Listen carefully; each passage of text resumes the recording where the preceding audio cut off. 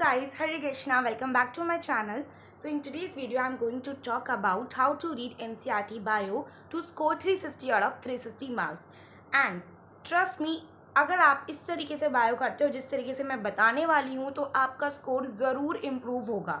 ठीक है, तो हम दो तरीके से बात करेंगे. एक तो जो फ्रेशर बच्चा है जो अभी अभी 11th में आया है उसको कैसे पढ़नी चाहिए, और एक अगर जो ड्रॉपर है उसको ऑलरेडी उसने पढ़ी हुई है, उसके पास एक एक्सपीरियंस है, ठीक है, उसको कैसे पढ़नी चाहिए. ठीक है, तो हम लेट स्टार्ट विद फ्रेशर्स. आप 11th में आए हो, आप क्लास में जाते हो, अपना लेक्चर आपने ध्यान से सुना, ठीक है, टीचर ने जो बोला आपने सब लिखा, सब माना.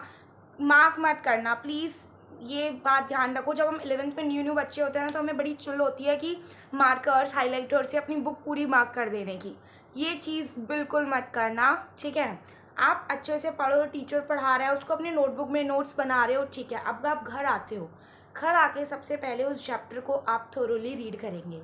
सिर्फ एक पेंसिल लेके बैठना अपने साथ, और क्योंकि आप एज अ फ्रेशर हो तो कुछ कुछ वर्ड्स होंगे जो आपको नहीं समझ आ रहे होंगे, कुछ कुछ इंग्लिश में आपको नहीं पता होगा हिंदी में उसका मतलब क्या है. उन वर्ड्स को हल्का सा मार्क कर लो. ऐसा मार्क करना, ऐसा डार्क मार्क मत कर देना कि बाद में इरेज ना हो पाए.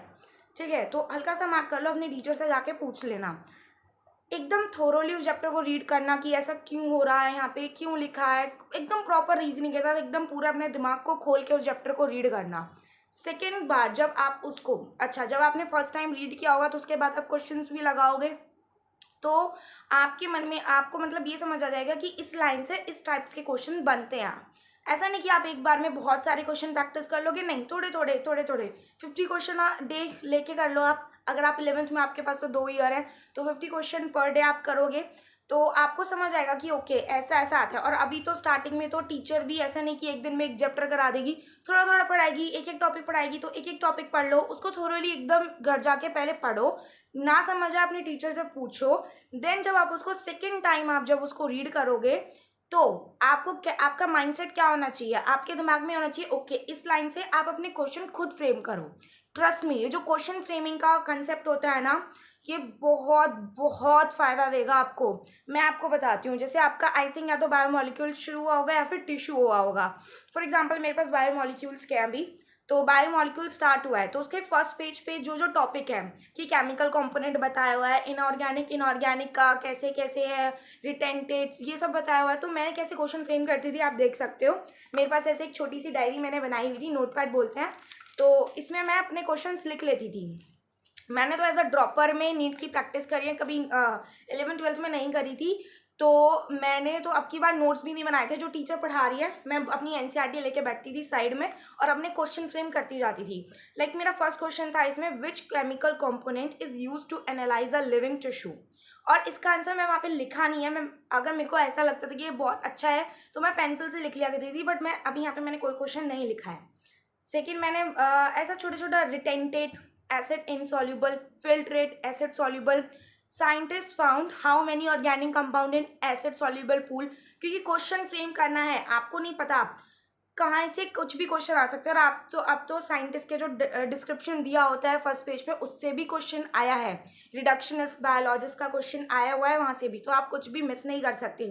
तो आप अपने क्वेश्चन खुद फ्रेम करना जब आप सेकेंड टाइम उसको रीड करोगे. फर्स्ट टाइम जब आपने रीड किया होगा थोरोली, उसके बाद मैंने क्वेश्चन प्रैक्टिस के लिए क्यों बोला है, ताकि आपको थोड़ा सा आइडिया मिल जाए कि नीट में क्वेश्चन कैसे आता है. ठीक है, तो आपने सेकेंड टाइम जब उसको करा, ठीक है, आपने अपने क्वेश्चंस खुद फ्रेम करें. फिर उसके बाद आपका इतनी ही टेस्ट आ जाएगा उस चैप्टर का. आप टेस्ट दे के आओगे तब उस चैप्टर में से जो आप गलतियाँ करोगे सबसे ज़्यादा जिस पोर्शन पे से, फिर जब आप थर्ड टाइम आओगे ना तो सबसे पहले तो वो जो आपने करा है, वो जो टॉपिक आपकी वीक है कि ओके मैं इस चैप्टर में से ये चीज़ें गलत करता हूँ, स्टिकी नोट बनाओ, उस पर लिखो कि ये टॉपिक मैंने इस पेपर में ऐसा मिस्टेक्स करी थी, और उसको बुक के फ्रंट बहुत जगह होती है एनसीईआरटी में. फॉर एग्जांपल जैसे ये देखो, ये कितनी जगह है, यहाँ पे अपना स्टिकी नोट चिपका दो कि भाई मैंने ये गलती करी थी इस वाले पेपर में. इससे क्या रहेगा, आपका जो मिस्टेक नोटबुक आपको अलग से बनाने की भी ज़रूरत नहीं है. बायो की आप जब बुक खोलोगे, मिस्टेक्स हैं आपके पास, आप ओके मैं इस टॉपिक पे से ज़्यादा गलती करता हूँ तो सबसे पहले मुझे ये वाला टॉपिक टैकल करना है. समझ रहे हो, इस टाइप से आपको करनी है चीज़ें. थर्ड स्टेप में जब आप आओगे फिर आप मार्क कर लेना कि अच्छा हम यहाँ से और PYQ का आइडिया लेके सबसे पहले PYQ करना, उसके बाद थर्ड टाइम वाली रीडिंग स्टार्ट करना, फिर आपको अच्छा चल जाएगा कि ओके इस चैप्टर में से ये वाला टॉपिक इंपॉर्टेंट है। इसका एग्जाम्पल देती हूँ, प्लांट ग्रोथ एंड डेवलपमेंट, छोटा सा चैप्टर है एक, ठीक है। तो इसमें से जो नंबर ऑफ क्वेश्चन है वो कहाँ से आते हैं, plant growth regulator, PGR topic इतना फेवरेट टॉपिक है ना NTA वालों का, हर साल वहीं से क्वेश्चन आता है। अगर उस चैप्टर का क्वेश्चन आएगा तो वहां से क्वेश्चन आएगा। डीप राइस वाटर प्लांट वाला जो है इथाइलिन का, तो ये जो तो आपको पता चल गया कि आपको इस टॉपिक के पढ़ना है। तो जब आप रिवीजन करोगे ना, रिवीजन में देखना आपको बहुत बेनिफिट करेंगी ये चीज़ें। आपको पता है कि आपको यहाँ क्वेश्चन फ्रेम करो ना, अपने माइंड को 360 डिग्री घुमा लेना। जैसे मैं जब क्वेश्चन फ्रेम करती थी, मैं लिटरली असर्शन रीजन तक मैंने बनाया है कि एक असर्शन देखो मेरा, assertion lipids are not strictly macromolecules, reason lipids molecular weight was found to be less than 800 dalton. और ये कितनी बार पूछा गया है, आप देखना आपके टेस्ट जब आप दोगे तो वहाँ पर भी ये पूछा जाएगा ज़रूर। तो अपने क्वेश्चन फ्रेम करने वाली चीज़ें को अभी से डेवलप करो भाई, ये बहुत अच्छी बहुत बेनिफिशियल देगी ये वाली चीज़ें। जब आप रिवीजन करोगे तो एक बच्चे को रिवाइज करने में पूरा जब लगेगा ना 2 घंटे, एक चैप्टर को इतना लगेगा, 1 घंटा 1.5 घंटा लगेगा, वहीं आप 1 घंटे में निपटा दोगे उस चैप्टर को, अगर आपने इस तरीके से रिवीजन पहले करी होगी, ठीक है।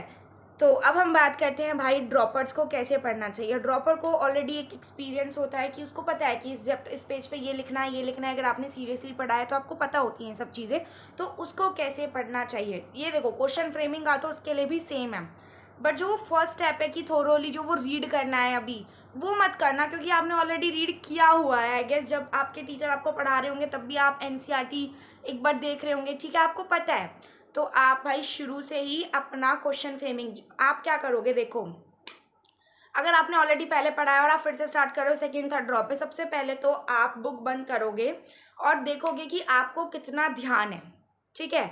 उसको जो भी आपके माइंड, आप आंख बंद करो कि आपको ये चीज़ें पता है, और आप उसको लिखना शुरू करो। अपने रफ नोटबुक लेके आना, एक रफ नोटबुक ब्राउन वाली जो आती है ना, उसको लेके रखो और पहले देखो उस पेज पे ये था और मेरे को कितना ध्यान है, सबसे पहले तो ये करो। बट बाकी बहुत बच्चों को कॉन्फिडेंस नहीं आ पाता और वो बिना पढ़े ऐसे नहीं कि मैं अभी पूछ दूं और कुछ करा नहीं है, हालांकि हमने पिछले साल बहुत अच्छे से पढ़ा है, तो कॉन्फिडेंस नहीं होता तो एक बार पढ़ लो, कोई बुराई नहीं है उसमें, पढ़ लो। जब सेकेंड टाइम रिविजन करोगे तो वापस से बुक मत पढ़ने लग जाना भाई, बिल्कुल मत पढ़ना। आप क्या करोगे, अपनी बुक बंद करो, उस चैप्टर को मेमोराइज कर, मतलब उसको ध्यान रखो, अच्छा ठीक है इस पेज पे मैंने ये पॉइंट्स पढ़े तो उसको लिखो। आप एग्जैक्ट नहीं लिख पाओगे, ऑफ कोर्स नहीं लिख पाओगे, बहुत गलतियां भी करोगे कुछ, बट उससे आपको ये आइडिया लग जाएगा कि देखो ये लाइन तो मैं एकदम एग्जैक्ट लिख पा रहा हूँ, ये टॉपिक तो मेरा एकदम परफेक्ट है, मेरे को इसमें ध्यान ज़्यादा देने की ज़रूरत है। आपको ना ये चीज़ें क्लियर होती जाएंगी, ठीक है मेरे को ये चीज़ पढ़नी है, बहुत बेनिफिट रहेगा। मैं खुद करके देखा और मेरा स्कोर इतना इम्प्रूव हुआ था ना, लास्ट आते आते मेरा स्कोर 350 355 40 45 इतना रहता था बायो में। और मैं बता रही हूँ इस तरीके से ही करोगे ना तो बहुत अच्छा रहेगा, ठीक है। तो आपको ऐसा माइंड में ओके इस पेज पे ये लिखा था, ये लिखा था, ये लिखा था। और जब जब आप रिवीजन करने बैठो, ये फ्रेशर और ड्रॉपर दोनों के लिए है, अपने हाथ में पेन कॉपी लेके बैठो, रिवीजन किसी भी चीज़ की कर रही हो, ट्रस्ट मी, मैं अपने नोट्स भी पढ़ती थी ना फिजिक्स के, वो भी मैं साइड बाय साइड लिखती रहती थी। क्योंकि क्या होता है कि देखो आप पढ़ रहे हो आपके दिमाग में जा रहा है, बट ना वो आप एक टाइम के बाद भूल जाओगे। अगर और नीट एक गेम ही एक मेमोरी का गेम है, आप कितनी चीज़ें रिटेन कर पाते हो उसी का ये खेल है सारा। तो आपको अपना पेन कॉपी लेके बैठो और जो जो आप पढ़ रहे हो, इवन फॉर्मूले पढ़ रहे हो ना, 10 बार लिखो उन फॉर्मूले को, मैं बता रही हूँ बहुत बहुत बहुत अच्छी वाली ट्रिक है ये। और ऑल द बेस्ट गाइस, आपको के लिए मैं आपको बता चुकी हूँ, जब भी आपको रिवीजन करने बैठना है पेन कॉपी लेके बैठना है, दोनों को, ड्रॉपर भी फ्रेशर भी।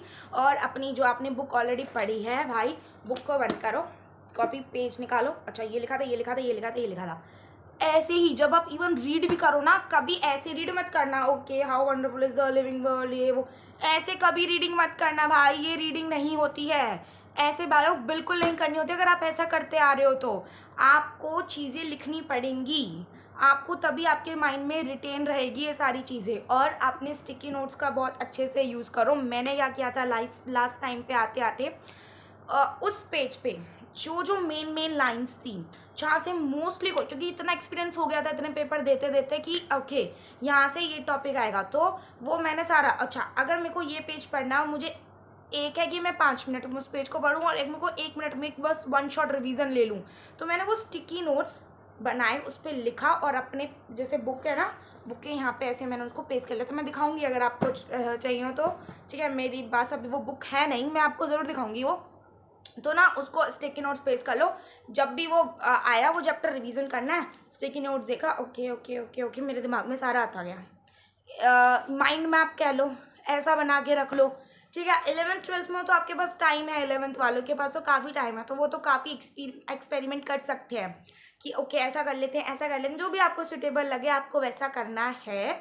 बट कॉपी पेन लेके बैठना है जब भी आप रिवीजन करो किसी भी चीज़ की, चाहे केमिस्ट्री करो, चाहे फिजिक्स करो, चाहे बायो करो, चाहे आप नोट्स ही क्यों ना पढ़ रहे हो, आपको कॉपी पेन लेके बैठना है। आपको अपने क्वेश्चन खुद फ्रेम करने हैं। क्वेश्चन फ्रेम करोगे आपकी रिवीजन के लिए प्लस पॉइंट रहेगा, आप जल्दी से रिवाइज कर पाओगे उस चीज़ों को। और अपनी मिस्टेक नोटबुक बना के रखना। और बायो के लिए तो मैंने बता ही दिया। मैं तो सीरियसली जहाँ जहाँ थोड़ा बहुत स्पेस मिलता था ना, मैं वहीं लिख लेती थी कि ओके यहाँ पे ये वाली चीज़ें आएगी और ये चीज़ मैं मिस्टेक करती हूँ, ठीक है। तो बस और तो कुछ नहीं है, और कुछ होगा तो मैं आपको ज़रूर बताऊँगी। All the best guys. बस और कुछ नहीं। अगर आपको कुछ भी क्वेरी हो, कुछ भी पूछना हो तो मेरे को पूछो। अगर आपको ये चीज़ जो मैं बता रही हूँ अगर आपको उससे बेनिफिट हुआ हो तो प्लीज़ मुझे ज़रूर बताना। थैंक यू सो मच मेरी वीडियो को देखने के लिए एंड हरे कृष्णा।